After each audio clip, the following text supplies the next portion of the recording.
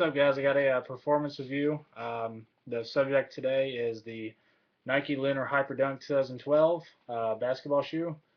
Um, just to get right into it, starting off at the bottom of the shoe, the traction. I don't know if you're going to be able to see it all that great, but you've got a very non-traditional pattern there, which honestly was pretty disappointing. Um, I just kind of was underwhelmed with how the traction did. I feel like the problem to me is there's not enough court coverage, too much space in between these lines. It just didn't do its job all that great. I was constantly having to swipe my feet on a what is usually a pretty clean floor, not real dusty. Traction could have been a lot better. Hopefully, it's something that just has to break in more. This rubber is really hard on the bottom, so maybe that's just it, but it could have been better for me. Um, Moving on to the cushion of the shoe, you've got something that's new in the Hyperdunk line. You can see it says Lunar Lawn there, so you've got Lunar Lawn cushioning in this midsole here. It's not full length Lunar Lawn. You've got a Lunar Lawn unit here in the heel, and then another unit like that goes right underneath the ball of your foot right here, and then the rest of the midsole is Phylon. So it's Phylon midsole with you know you know separate units of Lunar Line, which is a soft foam. The cushioning felt pretty good. Foam is really good at distributing impact better. It does it a lot better than like an air unit would, like Air Max or Zoom Air, and it's actually better on your joints. It's less, it distributes, your impact evenly. The only bad thing is that foam also tends to break down quicker, so it's not going to last as long as like something that has an air unit in it for cushioning. But it's good to have. It might be good for something to use like with a foam-based cushion just to give your joints a break every now and then. It wouldn't hurt. Um, might also extend the life of the shoe. I'm not sure exactly how long these are going to last, but they felt pretty good. They did its job. Moving on to the materials and fit of the shoe. Materials, you've got a combination of newer generation fused material, and also, as you can see, the big spotlight was the dynamic fly wire. These little cables here, instead of the fly wire being, underneath of the synthetic, they exposed it to give it, a one-to-one fit, or it allow it to, change as you play. Honestly, I feel like this is a gimmick. It's very gimmicky. Honestly, when I was, had the shoes tied on, and when they're cinched on your foot, even if they're tied really tight, which honestly I wouldn't recommend because these fit your feet really snugly, um, there's still a lot of give in these cables here, so I don't see this as being any better than regular fly wire. It just costs more and it's a gimmick for the shoe. That's it. No performance better with this as opposed to regular fly wire. But I really liked the fuse material. It's really flexible. Most fuse material is really stiff, um, and that's good because it's durable, but it's also kind of, it can be kind of uncomfortable. The toe on these is great. They really nailed the fly wire or the fuse material in the toe here. If they put this on the rest of their fuse shoes, great. It's perfect. The fit is really weird. Honestly, these are the snuggest, tightest fitting basketball shoes I've ever played in, and they run really, really, really, really, really narrow. I don't have a wide foot by any means, so I don't see how anybody with a wide foot could possibly wear these. I normally wear a 10 and a half. I went it to an 11 in these. I had a little bit of extra toe room, which wasn't bad because of how secure your foot is. But there's no way someone with wide feet could possibly wear these comfortably. It would feel like a torture chamber for your foot, honestly. Um, but the fit, once I kind of, it's one of those things where it takes some getting used to. My feet still aren't used to it. My feet are kind of sore, so it's just one of those things where I would suggest trying them on if at all possible. Even going up half a size, they may not be for you just because of how snug these are.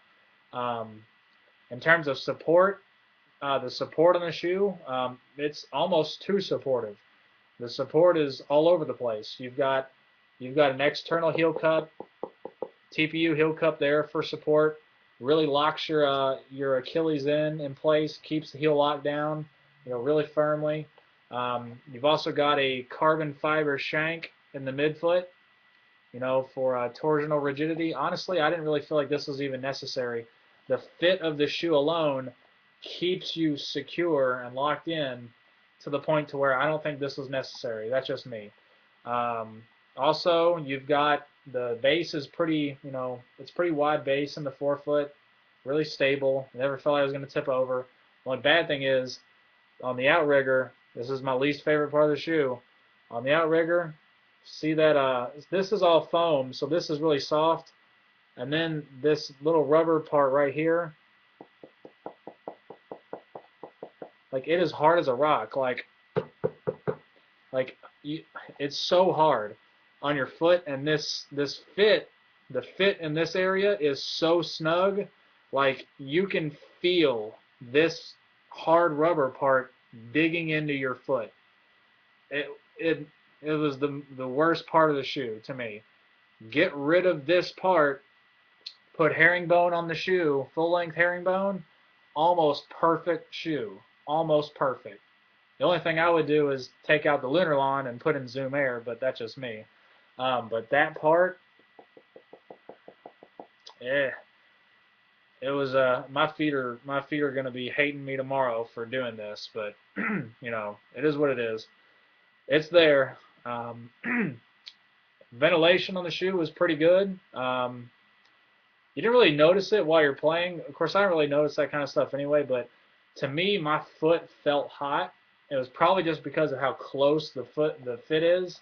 But after playing in them and taking them off, within 15 minutes, they're dry. So they put some mesh underlays underneath the flywire here, and there's a foam that's got little perforations in it, and mesh over top of that. Also in the heel up here, there's I don't know if you're gonna be able to see it, but there's a little like a little circle.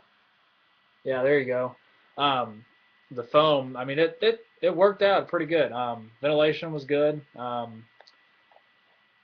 I was playing though, my foot felt hotter, but that could have just been me.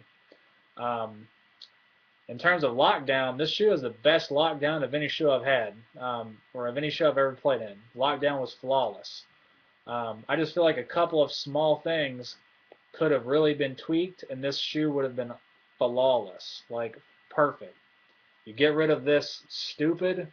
I guess they did it for support on this side, um, but to me, the fit is so snug, it takes care of that. I don't think that this super hard kryptonite level hard rock rubber, whatever they used. I mean, you could hit somebody in the head with a club made out of this and knock them out. I mean, the rubber on the bottom is pretty hard, but this is even harder. Um, that and better traction would have made this a perfect basketball shoe. Um, Other than that, I mean, that's pretty much all I've got right now on it. I'm still gonna try and give these a benefit of the doubt, playing them some more. Hopefully, maybe the traction will break in. I'll definitely do updates on this. But if I had to give it a score right now out of 10, like a 1 to 10 rate, I would rate these a 6. Just because the small things on a shoe like this, it annoys me when they do this stuff. Like some stuff, I'm just like, what were they thinking? Um, I know you want to, change it up every now and then, but stuff like this, like that, we know that herringbone works. Why not use it? The traction on last year's Hyperdunks was awesome. Perfect. Use that. Take out that stupid outrigger. It's like, or leave the outrigger, but just take that one part right here. Just trim it off. Trim that part off. Keep this one on the bottom. Get rid of that. Little stuff. I guess they spent too much time putting in the gimmicks on like these little flywire cables. whatever, you know, it's one of those things. But that was my experience with the shoe. Give me some thoughts, feedback. If you've played in them, let me know how they work for you. I like talking about that kind of stuff. So until next time, guys, this was my performance review. Sorry for the length. I know there's a lot of stuff to go on about this shoe, a lot of high tech on it. So I wanted to, cover all the bases and, just share my thoughts and feelings and experience on it. So maybe this helped you decide to buy or not buy this shoe. Um, you know, it's an option. So it's a popular shoe. A lot of NBA players are wearing it now. I just wanted to give it a shot, and in the interest of, I guess, science and everything. So there it is, Nike Lunar Hyperdunk 2012. That's my review. Take care, guys. If I can get it to stop.